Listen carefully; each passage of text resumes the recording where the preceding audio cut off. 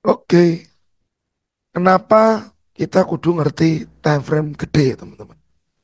Ya, karena di time frame besar ini kita akan ngerti kira-kira price itu move-nya mau kemana, teman-teman. Move-nya dia mau ke mana? Misalkan anggap aja begini. Ini saya hilangin ya. Oke. Sewaktu price biru biru biru biru biru terus, kan pasti ada dua kemungkinan. Apakah dia lanjut naik atau dia akan terkoreksi, ya teman-teman. Karena kalau dia lanjut naik ternyata di sebelah kiri sudah nggak ada tahanan lagi, ya sebelah kiri sudah nggak ada tahanan karena ini gold di highest. Oke. Nah, karena itu kita akan coba turunin ke time frame yang lebih kecil. Bisa naik, bisa turun. Kita bicara kalau dia turun, where, kemana arah turunnya. Karena kalau ke atas, ya kita menunggu pola. Saya pindahin ke weekly, teman-teman. Ini weekly. Dari weekly ini, kalau dia naik, balik lagi, belum tahu kemana, karena sudah nggak ada tahanan. Tapi kalau turun, kita bisa gambarin kemana dia turun. Ya, first ini, oke, ini first ya dia turun. Kalau dia break, berarti nextnya mana? Ini, ya. Ini secara weekly. Lalu kita coba cek. Nah, teman-teman boleh lihat, begitu dia masuk ke sini, ini ada penolakan tuh. Berarti level weekly ini sebenarnya sempat menolak. Ya, besarnya Anda lihat, baru kecilnya kita cek. Nah, ternyata di daily waktu dia turun, tertahan oleh demon di sini. Oke.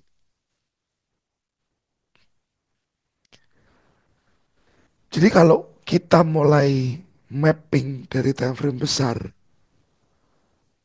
kita akan diperlihatkan kalau turun itu kemana, kita ngerti, karena kita bisa kecilin teman-teman si time frame.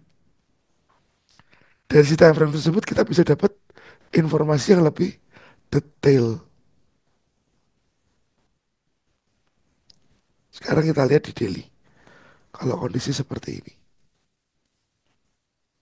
ya, market karena dia seperti ini, merah, kembali lagi. Kalau dia mau turun, kemana? Ya nextnya mungkin ini. Oke. Nextnya lagi selain ini mana? Ini.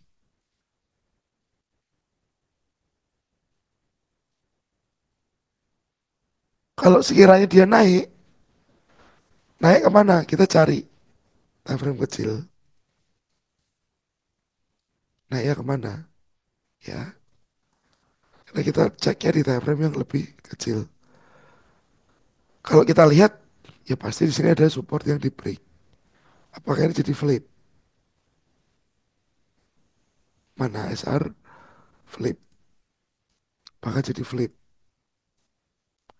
Atau apakah dia naik untuk ke supply? Ini ada supply. Tumpukan beberapa candle. Ya teman-teman. Jadi kita punya arahnya. Kalau price naik itu gambarnya dia mau kemana. Kalau dia turun kemana. Oke. Ternyata dia nggak mau balik dulu teman-teman. Nggak mau naik ke atas. Dia langsung menuju tujuan. Tujuan pertama, tujuan berikutnya. Tapi teman-teman harus ingat bahwa ini semua adalah area lampau. Area lampau. Kalau area lampau berarti what you do.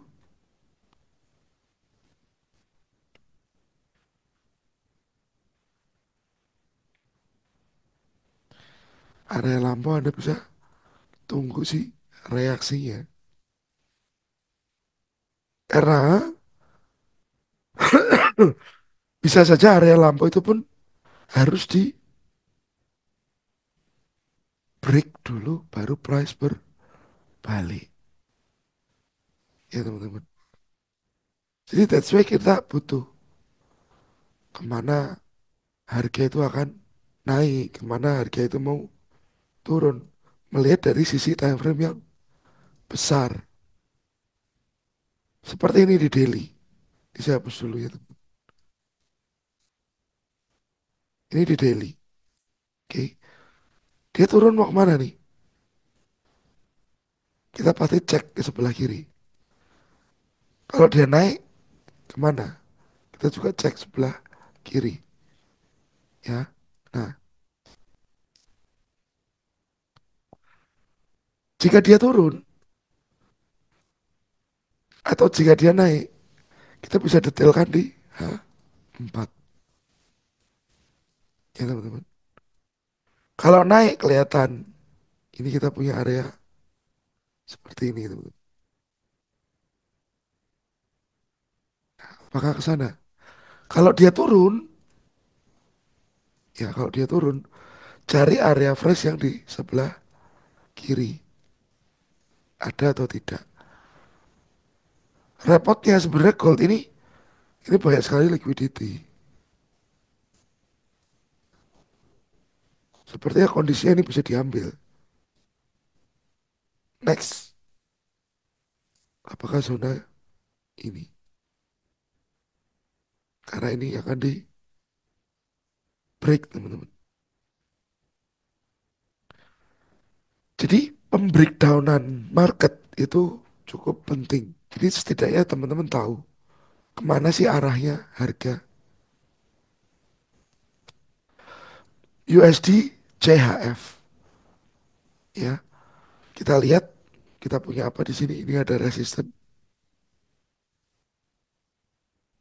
Kita punya support juga di bawah sini. Oke. Nah, kalau dia naik berarti targetnya resisten dulu. Setelah ke resisten ini mana?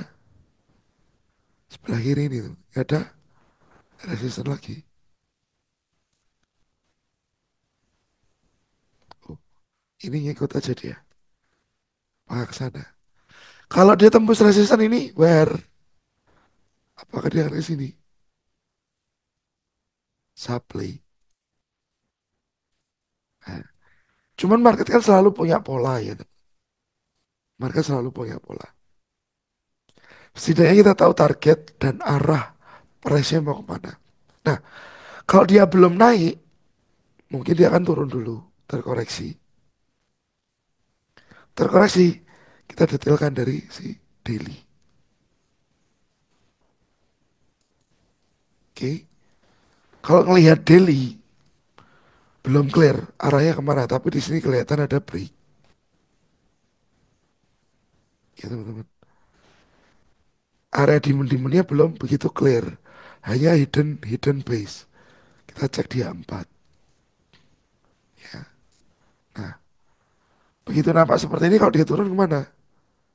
Apakah akan ke sini? Ini yang menjadi area yang kita tunggu, teman-teman. Area ini kita tunggu, cari reaksinya. Fresh gak? Fresh. Oke guys. Jadi pentingnya Anda melihat sebuah time frame besar, setidaknya Anda tahu arah market itu mau kemana dulu. Setelah tahu arah marketnya, baru kita lakukan yang namanya breakdown ke time frame yang lebih kecil. Yuk buka akun Real, klik link di description box sekarang.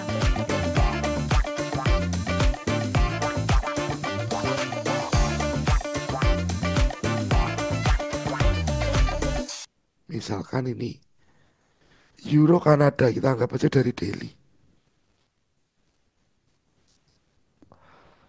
Ya teman-teman lihat sama. Ini resisten,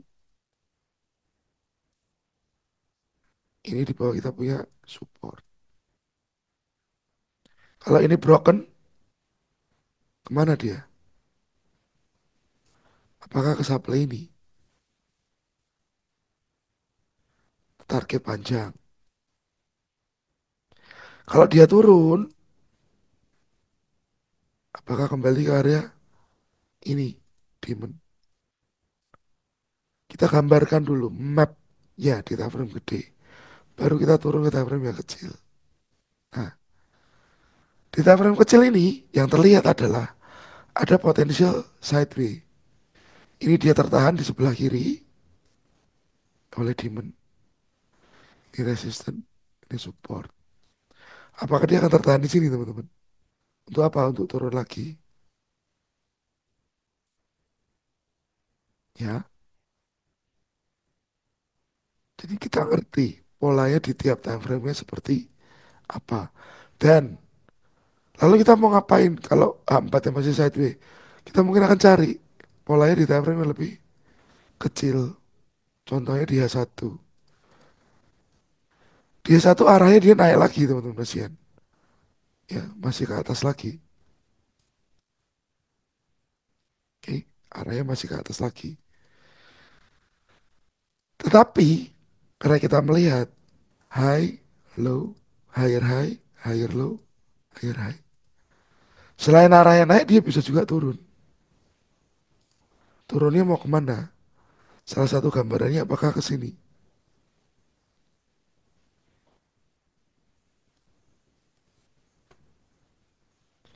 Jadi takutnya kalau Anda langsung ke time frame kecil, ya Anda melihat uptrend. Padahal sebenarnya di H4-nya ini akan terjadi sideway. Ya, di daily-nya masih akan naik tapi belum break resistance. Bisa saja signal yang ada di H1 itu miss. Karena nggak dapat konfirmasi dari time frame yang besar. Oke teman-teman. Jadi tolong jangan pernah lupakan si time frame besar, kasihan. Toh sudah ada displaynya juga di trading view ataupun MetaTrader yang teman-teman gunakan atau aplikasi trading apapun yang teman-teman gunakan. Ya, jadi coba mulailah dari time frame besar dulu sebelum Anda turun ke time frame yang kecil. Thank you for watching. Sukses selalu buat teman-teman semua.